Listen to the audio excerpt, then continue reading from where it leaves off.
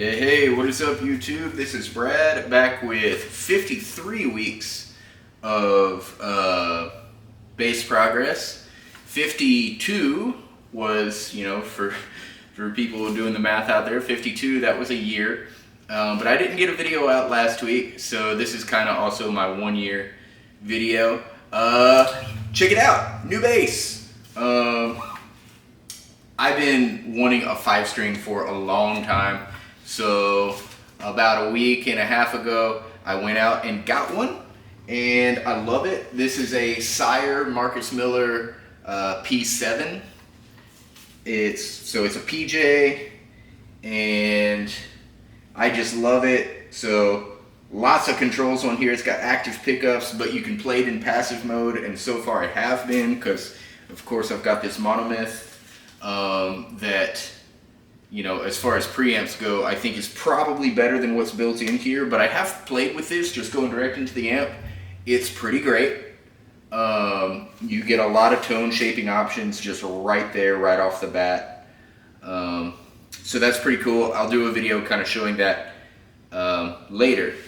But tonight, this is Friday afternoon. It's about 3:50. Normally I'd be at work, but through various circumstances, I got the day off. I was actually supposed to be doing something else today, and that fell through. So I've got some spare time, and I was like, yeah, let's make a video. So, got a show tonight. Gonna be packing things up and getting ready for that here shortly, because we start at 6, so I'll be getting over there and starting sound check and everything about 5. But that leaves me a little bit of time because the show's in town. So yeah, I figured I can show off a couple things. First off, I have my phone here just so I can point down and show the configuration of my pedal board. I've had some people asking, okay, what do you play shows with? What does it look like? So this is my board for shows, and we can just kind of go through piece by piece on what each one is and what I use it for in shows. Most of the time, I don't mess with anything on here. This tuner over here is good for one, tuning. Does what it says on the can. Though I gotta say, it's not great with the low B string. A lot of times it doesn't pick it up, which is why I have this tuner clipped onto the headstock. And then for shows, obviously I'll take that off and just keep it handy if I need to retune mid-set. And I say that like I've played a bunch of shows with this bass, and I guess I have. I've played 3. Got it a week and a half ago. I've played 3 so far with it, and it's pretty great. So yeah, so the tuner is great for tuning, and also as a mute switch. I can do something like that, and you've got nothing coming out of the amp, nothing going into the interface over there. So that's great. Next up, I have this Boss Super Octaver 3, OC3. And just looking at the settings down here, I keep it really mild, actually. I use it pretty much as just like a light boost pedal with a little bit of dirt on it, like not very much. It does add a little bit of the lower octave.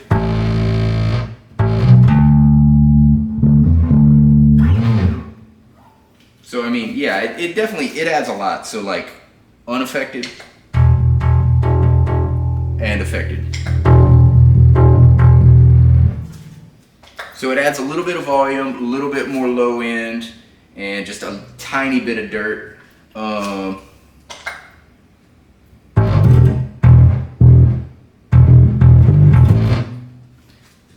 So, like if you need something that's got a little bit more punch, I use that on really only like 2 or 3 songs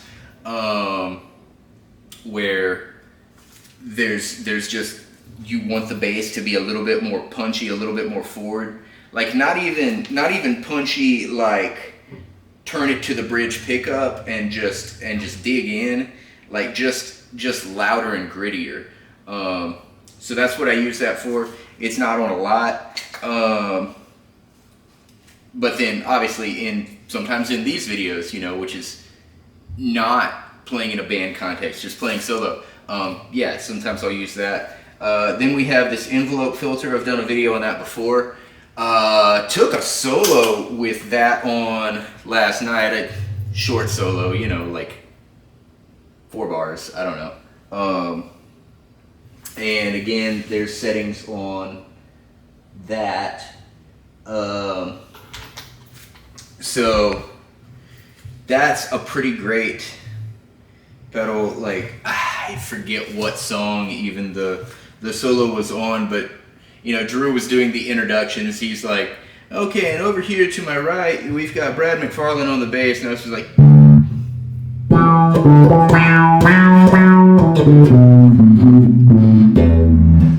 I don't even know. I played something much more coherent than that.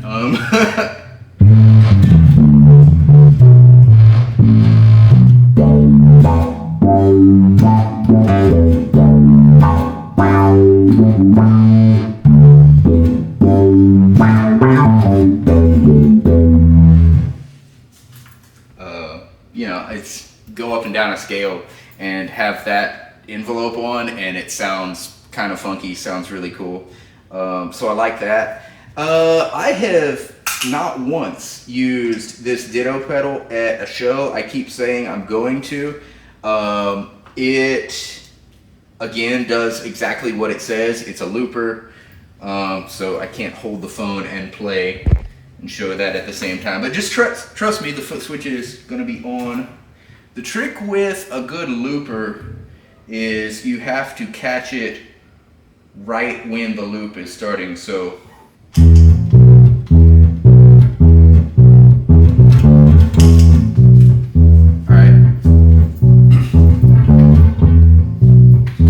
so you can just let that go, and then like double tap to, you can tap to double tap to stop it, tap again to start it, double tap and hold, erase it. So it's great. Like I say, I keep saying I'm going to use that in a show, I just haven't. But sometimes I'll use it around here just for practicing. It's good to have a looper. Everybody says you should have one. I don't use it that much. Maybe I should. And then you get to the Joyo Monomyth. Right now, I have that set with a mid scoop. It's actually not a mid scoop. The mid is flat, and then the bass and treble are boosted. Just, you know, I guess it's the same effect as having a mid scoop, right? And I do that for 2 reasons. One, because when I'm sitting here at home, I like to play slap lines, like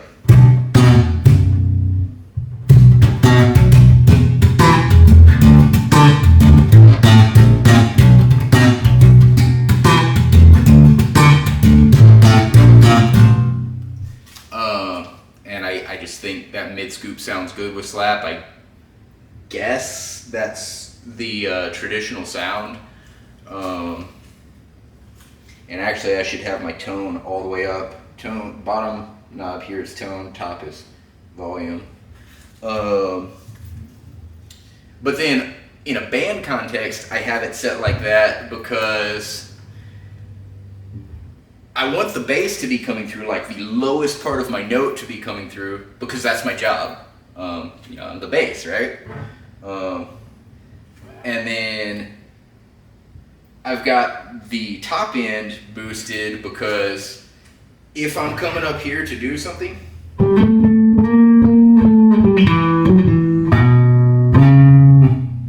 I want it to be clear. I want it to really get out there. But then like some of this mid-level stuff, it doesn't need to be so pokey out there and really just driving. I don't know, that's just my thought on it. It's also because I'm lazy and that's the setting I like for my slap stuff, so I don't change it. But I can at least rationalize it like that and be like, yeah, this mid stuff, it doesn't need to be boosted. Also with this Joyo, to show you here, so turning on this is the drive. That is a separate circuit. So first of all, with the Joyo, like backing up a little bit, here we're totally off. That is an unaffected tone. It's passing right through that Joyo box without anything happening.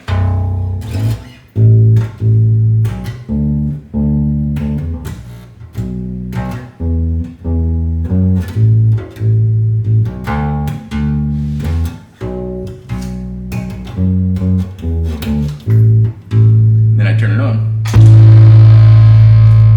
with the drive. Let's turn that drive off.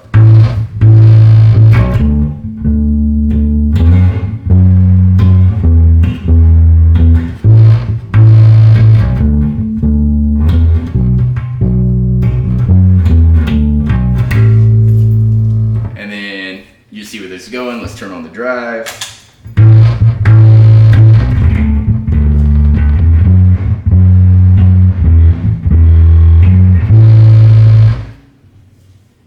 What you're hearing there is my dishes and cabinets shaking, so that's cool. And that is not even much of a boost. Like we've got, well, okay, it's a significant boost, but that's not even a whole lot of drive. Like you could crank this thing up to a like really hairy fuzz, and I hope I don't blow my amp, but we're gonna try it. I don't even know what it's gonna sound like. And I'm gonna go deep too, like.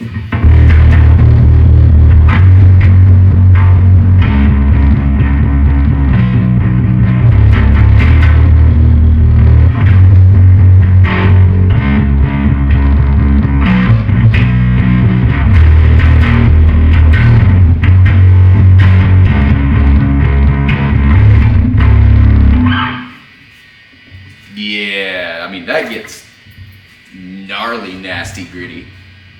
Is that enough descriptor words? Again, hope I don't blow my amp, but I'm gonna try that same slap line.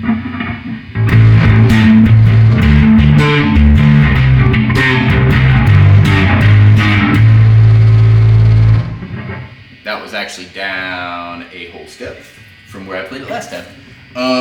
But yeah, so you can do a lot of stuff with that. I like my drive. This drive can go anywhere from like a subtle overdrive to a like melt your face kind of fuzz. I keep it on the lower side of the distortion.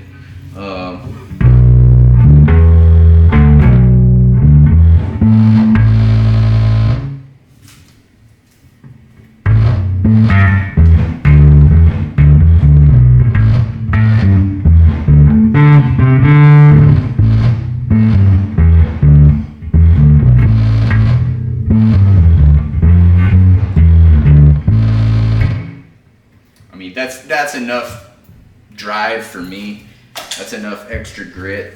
And like I say, usually I don't even go that far. If I want the grit, I go to the OC3. It's a lot more subtle. Not to say you can't get that subtle tone with the Monomyth. I just already had that OC3 in line from my previous board configuration. I haven't changed it yet, so yeah.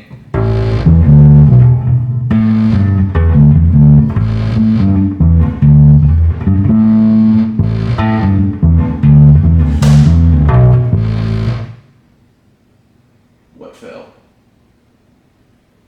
Something fell.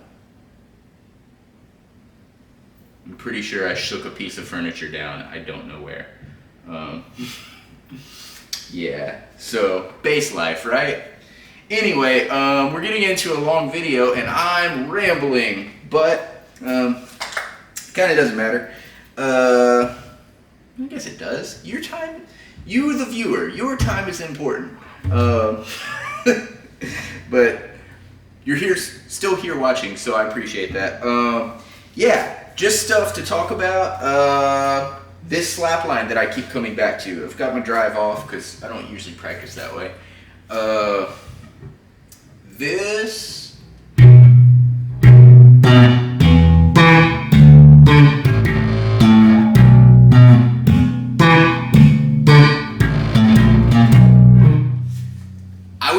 practicing that to get used to the tighter string spacing, and I'm still getting used to the tighter string spacing on this 5-string, but I'm getting there, you know.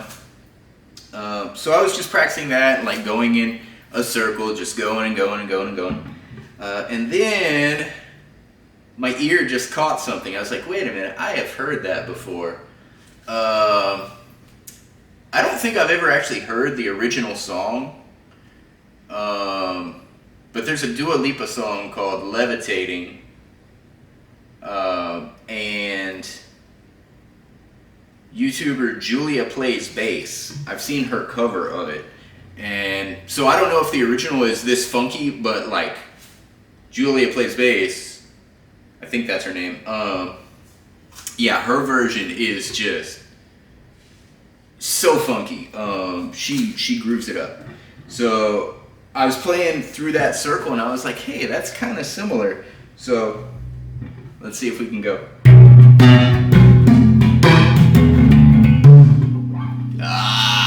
String spacing, am I right, y'all? Let's try it again, let's try it again.